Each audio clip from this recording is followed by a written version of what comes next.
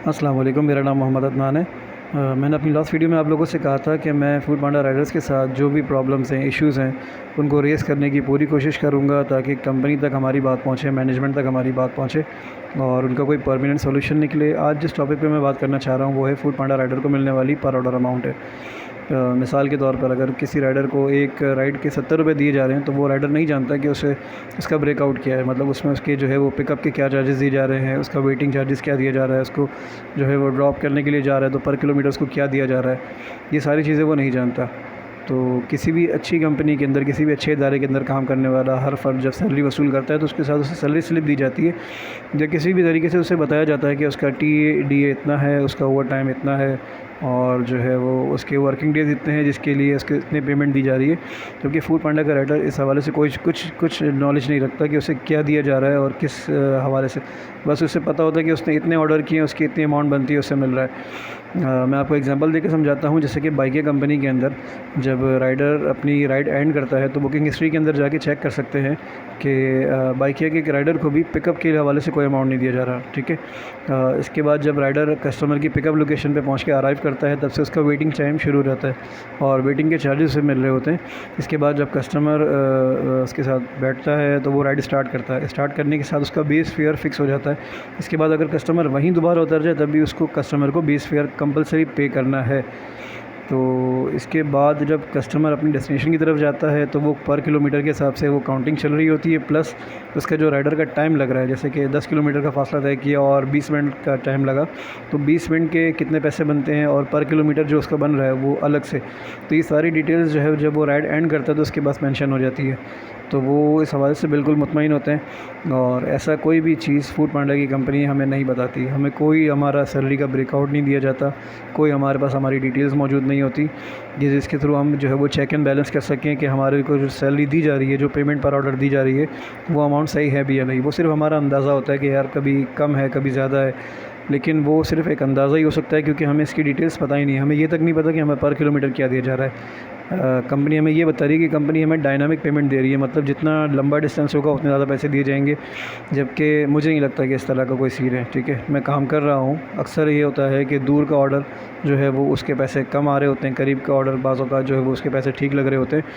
तो ये चीज़ समझ में नहीं आती। जब तक डिटेल्स नहीं होंगी तब तक हम उसको चेक नहीं कर सकते, कि हमारे अंदाज़े ही लगते रहेंगे। और दूसरी चीज़ ये है कि जब एक राइडर को ऑर्डर लगता है तो मैं आपको एग्जांपल देके समझाता हूँ। कंपनी हमारा जो फेयर कैलकुलेट करती है, सुना तो ये अब तक जो हमारी नॉलेज में है कि कंपनी एयर डिस्टेंस जो है वो कैलकुलेट करती है।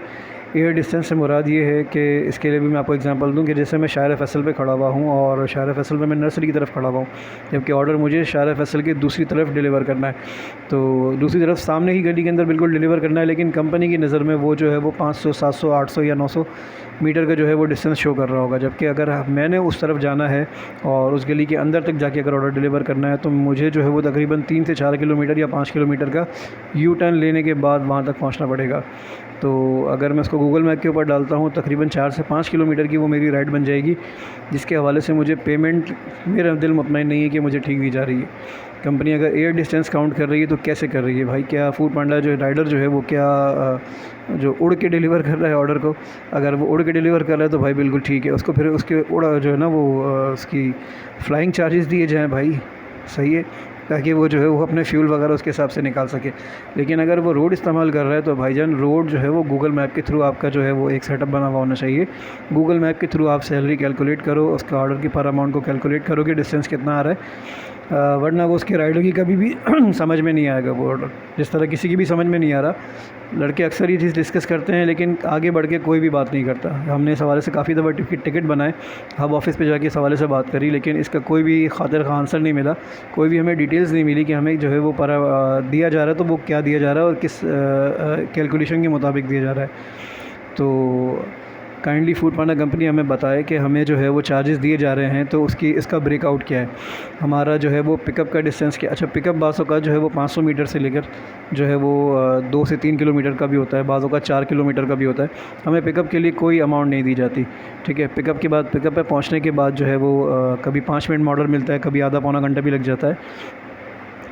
तो वो वेटिंग चार्जेस हमें कोई नहीं दी जा रहे होते। इसके बाद जब हम ऑर्डर डिलीवर करने के लिए कस्टमर के डोर स्टेप पे जाते हैं तो वहाँ पर बाज़ औक़ात जो है वो जल्दी ऑर्डर डिलीवर होता है, बाज़ औक़ात कस्टमर जो है वो काफ़ी लेट कर देता है आंसर करने में, तो कभी 10-15 मिनट भी लग जाते हैं। खैर, लेकिन ओवरऑल हमें जो है वो सिर्फ डिलीवरी के चार्जेस दिए जा रहे हैं, ना कोई वेटिंग चार्जेस है। चाहे 1 घंटे में हम 2 ऑर्डर करें, 3 ऑर्डर करें, या फिर लेट हो जाने की वजह से 1 घंटे में हम 1 ही ऑर्डर करें, हमारा टाइम जितना भी लग जाए हमें वेटिंग चार्जेस कोई नहीं दिए जा रहे होते किसी ऑर्डर से रिलेटेड। तो काइंडली ये भी होना चाहिए। इसके अलावा अल्लाह ना करे अगर हमारा कोई ऑर्डर पिक करने के बाद कैंसिल हो जाता है तो कंपनी उसके लिए मैक्सिमम क्या देती है। अगर मैं एक ऑर्डर को पिक करता हूँ और 5 किलोमीटर दूर उसको ड्रॉप करने के लिए जाता हूँ, वहाँ जाके कस्टमर से कॉन्टैक्ट नहीं होता मेरा और कस्टमर से रब्ता ना होने की वजह से अगर मैं उसे कंपनी के थ्रू कैंसिल करवाता हूँ तो कंपनी मुझे देती है 10, 12 या 15 रुपये उसके। जबकि मैंने अपना टाइम लगाया, मैंने उसको पिक करने के लिए जो डिस्टेंस तय किया, मैंने उसको प्रिपरेशन के लिए वेट किया वहाँ पर, जो अपना टाइम वेस्ट किया, और उसके अलावा जब मैं उसको ड्रॉप करने के लिए उसके कस्टमर के डोर स्टेप तक गया। अब अगर कस्टमर नहीं लेना चाह रहा या कोई उसके साथ मसला है या उस कस्टमर से कॉन्टैक्ट नहीं हो सक रहा या कस्टमर अपनी लोकेशन पर मौजूद नहीं है, जिस वजह से भी ऑर्डर कैंसिल होता है, तो इसमें एक राइडर की क्या मिस्टेक है यार। राइडर को उसका जो है वो मुआवजा क्यों ना दिया जाए। ये कंपनी को बर्दाश्त करना चाहिए, ये राइडर इसके जो है हवाले से अपने ऊपर बर्दाश्त करे। जबकि आप लोगों को पता है कि आजकल फ्यूल की जो है प्राइस तकरीबन 283 रुपये 284 रुपये के लीटर चल रहा है। अब इतना राइडर अपना वक्त भी लगाए, इतना फ्यूल भी लगाए, अपनी मेहनत भी लगाए, सब कुछ लगाए, उसके अगेंस्ट उसको कैंसिल ऑर्डर पे कुछ नहीं मिल रहा होता। ठीक है, तो काइंडली इस हमारी बात को आगे तक पहुंचाएं ताकि फूड पांडा कंपनी इस हवाले से हमें हमारी डिटेल्स मेंशन करे और प्लस कि जो दूसरे से रिलेटेड मैंने आप लोगों को मसले बताएं उसका कोई परमानेंट सोल्यूशन निकले। और राइडर की बेहतरी के लिए है, इंशाल्लाह राइडर खुश रहेगा तो कंपनी के अंदर जो है वो बड़े अच्छे तरीके से और बड़े खुशी से अपना काम करेगा, तो इसका पॉजिटिव रिस्पांस कंपनी को भी मिलेगा। तो ये सिर्फ राइडर का फ़ायदा नहीं है, ये कंपनी का अपना भी फ़ायदा है। लेकिन कंपनी इस बारे में डिस्कस कर ही नहीं रही है। अब अल्लाह आलम क्या सीन है, लेकिन काइंडली मुझे लगता है कि शायद ऊपर की मैनेजमेंट तक हमारी बात पहुँच ही नहीं रही है। तो काइंडली उसको हमारी बात को ऊपर तक पहुँचाने में हमारी मदद करें और इस वीडियो को शेयर करें। जज़ाकल्लाह, अस्सलाम वालेकुम।